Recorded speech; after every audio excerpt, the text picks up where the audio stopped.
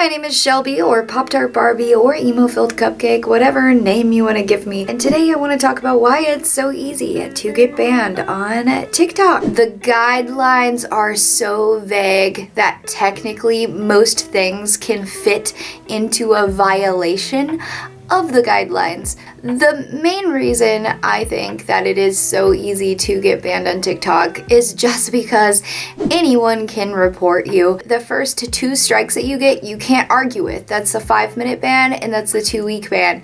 They don't have any appeal processes for it. So even if Joe Schmo just decides, hey, I hate this person, I'm going to report them for sexual activities, even if you're just sitting there talking, or if they just think you're really hot and implicative that you might possibly have one of those sites, they will report you. And TikTok does not double check those, even if you argue them, even if you submit an appeal, which everybody tells you to do. Everybody's like, oh, that'll get your account back. It will not. Every single day I was showing up and streaming for 2-3 hours a day, sometimes multiple streams.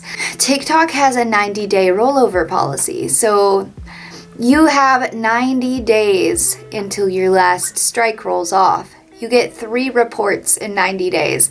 I was going live every single day. So all it takes is somebody just not to like you, and you get 3 reports.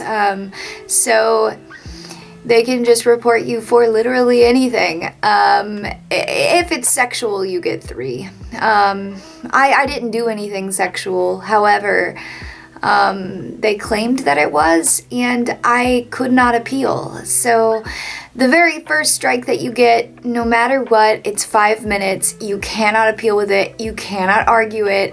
It is what it is. You have like a 5-minute timeout. It stops your live stream. You have to not stream for 5 minutes. This is an example of what happens whenever you go live and you get a violation for 5 minutes. You just get that's the only thing that you can see in your little panel, and you don't have any option to appeal. Anyways, I just thought that was neat. You can't even review it to see what you did wrong potentially in the live stream up until that point. No option to argue. They usually don't give you a reason for it, and also you can't argue. You cannot say, hey, what did I do? So I've gotten that one on my last account for just turning on my camera and saying, hey guys, what's going on? So that's your first strike, no matter what. So if somebody just doesn't like you, they can be like, hey, boop.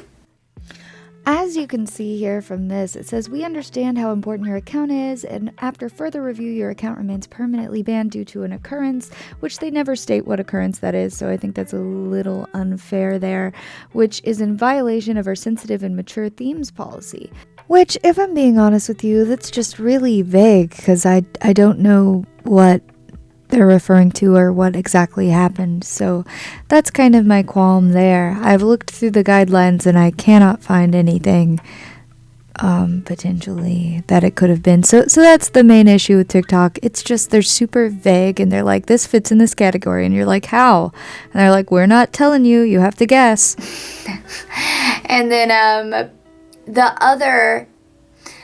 other thing that I know can get you vamoosed is having any kind of 18+ links in your bio. However, I definitely didn't have that, and I had an email that said that I definitely don't have any 18+ links in my bio because I wasn't allowed to have a bio. I actually recently had to take my bio out of Instagram, or else my Instagram would not show anything to anybody else, because you can't download the live after it's been banned, so you can't possibly even review your mistakes.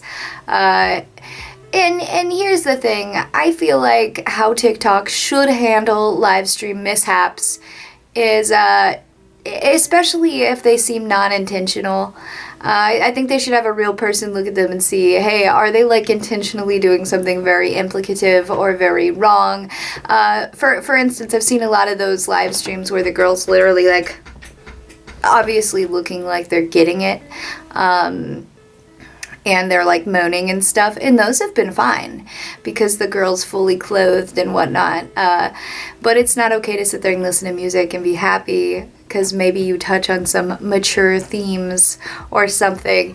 And that's, I think, what they need to review, is I think they need to review the actual video, and I think that they need to maybe say, hey, you should not talk about this subject. Please avoid doing so in the future. Then they should give you a timeout after they tell you what you did wrong specifically. And then next time you know what not to do. I just wanted to share with you guys primarily what TikTok's told me and why I think it's unfair that the rules are so vague and they don't really review them properly, and they don't really tell you, hey, this is exactly what you did wrong, please avoid it in the future. Because that would make way too much sense, right? Is it fair? No, but it is what I have to deal with, and that's what everybody has to deal with. So I guess if I am to stay on TikTok, I don't see their rules changing anytime soon. And again, like I said, is it reasonable? It is, because if you are turning into a primarily live streaming website, you do want to make sure that there's no one legitimately having sex on your platform. So if they're getting accused of having sex again and again on your platform, you're probably going to get rid of them, even if they're not doing anything wrong. But I do think they need a little bit more leeway than 3 strikes in 90 days.